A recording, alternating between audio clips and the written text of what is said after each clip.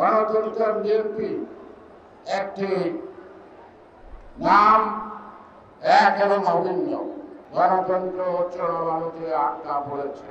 দীর্ঘ 11 বছর লড়াই করার মধ্য দিয়ে আমরা লক্ষ্য অর্জনের কাছাকাছি, এখন লক্ষ্য অর্জনের কিছু বাকি। আজকের মে দিবস বাংলাদেশের সীমাবদ্ধ নয়, বিশ্ব জুড়ে যার সীমানা নাই, সারা বিশ্বের দুনিয়ার মজদুর এক হক, এই স্লোগানে পালিত হচ্ছে সারা বিশ্বে। আজকে শ্রমিকদের অধিকার এখনো প্রতিষ্ঠিত হয়নি ন্যায়সঙ্গতভাবে।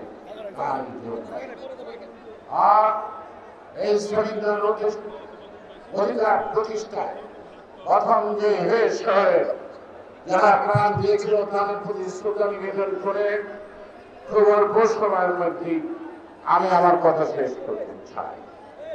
আমরা দীর্ঘ লড়াই করলাম, ছাত্র জনতা, শ্রমিক, কৃষক, সকল শ্রেণী পেশার লোক, রাজনৈতিক দল। 11 বছর পরে আমরা গণতন্ত্রের শত্রু ফ্যাসিবাদের প্রধান শেখ হাসিনাকে তাড়াতে সক্ষম হয়েছে। আজকে বাংলাদেশ ফ্যাসিবাদ মুক্ত। কেন ফ্যাসিবাদকে তাড়াতে হয়েছিল? গণতন্ত্র উদ্ধারের পূর্ব শর্তই ছিল ফ্যাসিবাদ। তাই আজকে ফ্যাসিবাদ গেল, গণতন্ত্র কিন্তু এখনো আলোর মুখে দেখেনি। সাম্প্রতিক দলের বিবেচনায় বলতে হয় গণতন্ত্র চোরাবালুতে আটকা পড়েছে। এই চোরাবালু থেকে গণতন্ত্র উদ্ধার করা, এই কাজটি অসম্পন্ন হবে। আমি দৃঢ়চেতন নেতা তারেক রহমানের প্রতি আস্থা রেখে দিচ্ছি, যারা এতটুকু পথ বানাতে পারছি, সেই গণতন্ত্র আলোর মুখ দেখে তার নেতৃত্বে এইটাই বাংলাদেশের জনগণের প্রত্যাশা। আজকে পত্র পত্রিকা, সোশ্যাল মিডিয়া, তারা যে হারে লেখালেখি শুরু করছে মনে হয় বিএনপি খবর না, সব লেখা বিএনপির বিরুদ্ধে, নেতাদের বিরুদ্ধে। গণতন্ত্র বিএনপি একটি নাম, এক এবং অভিন্ন। বিএনপির বিরুদ্ধে ষড়যন্ত্র আর গণতন্ত্রের বিরুদ্ধে ষড়যন্ত্র আমি এক কাঠিতেই মারতে চাই, এক মাটি মারতে চাই। তাই গণতন্ত্র উদ্ধার হলেই বিএনপির বিরুদ্ধে ষড়যন্ত্র থামবে, নতুবা থামবে না। বিএনপির বিরুদ্ধে ষড়যন্ত্র এই কারণে, বা বিএনপির অপরাধ, তারা একটা সুষ্ঠু অবাধ নির্বাচন চায়, জনগণের মালিকানা ফেরত দিতে চায়, তাদের ভোটের অধিকার ফেরত দিতে চায়। ইদানিংকালে এক সাংবাদিক বললেন যে আপনারা এই গণতন্ত্রের কথা এখন বলছেন কেন? আমরা যে 11 বছর যাবত বলছি নতুন কিছু না। এর জন্য জীবন বিপন্ন হয়েছে, অনেক মায়ের বুক খালি হয়েছে, অনেকে সন্তান স্ত্রী হারা হয়েছে, অনেকে পঙ্গুত্ব বরণ করেছে, অনেকে ছাত্র তার জীবন দিয়ে লিখে গেছে এই গণতন্ত্র পুনরুদ্ধার ফ্যাসিবাদের ইতিহাস। এই ইতিহাস পাল্টানো যাবে না।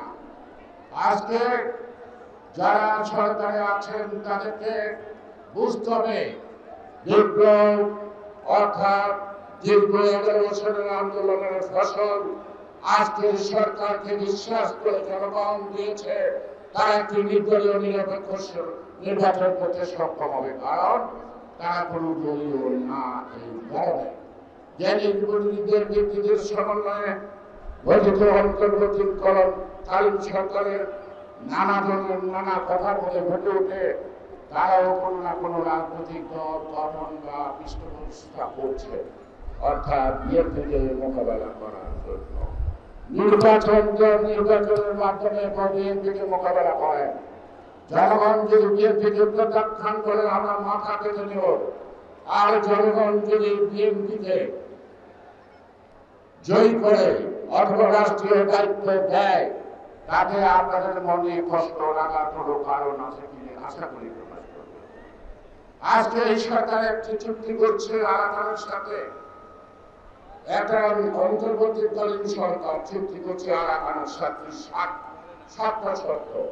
সাতটা শর্ত গোপন কেন? হাসিনা ইন্ডিয়ার সাথে অনেক চুক্তি করেছে, সেই চুক্তি অনেক কিছু গোপন। আজকের সরকার পররাষ্ট্র উপদেষ্টার কথা বোঝা যায়, তাহলে হাসিনা সরকারের চরিত্রের সাথে এই সরকারের চরিত্রের তফাৎটা কি আপনারা আমাদের বুঝতে পারেন? আপনারা সেই সাতটা শর্ত জনগণকে প্রকাশ করেন, সেটা কি জনগণের পক্ষে না বিপক্ষে?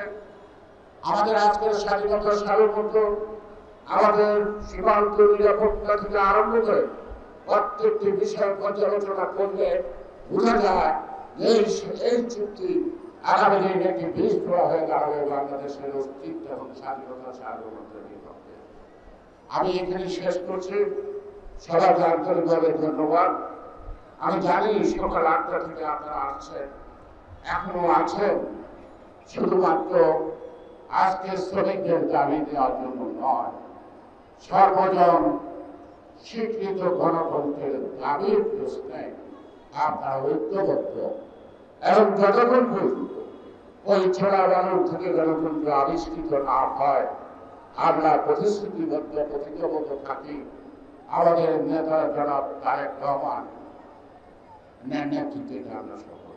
কেউ বলেন উনি দূরে, আমি তো দেখি সবসময় তো কাছে, আমরা কাছাকাছি থেকে তো সবসময় কাছে, উনি তো সবসময় আমাদের কাছেই আছে। চিন্তা আছে, ভাবনা আছে, মননশীলতা আছে, আদর্শে আছে, লক্ষ্যে আছে। আর সারাদিন সকল নেতা কর্মীদের সাথে তিনি সারাক্ষণ কথা বলছেন পথ চলা, আগামী পথ চলা।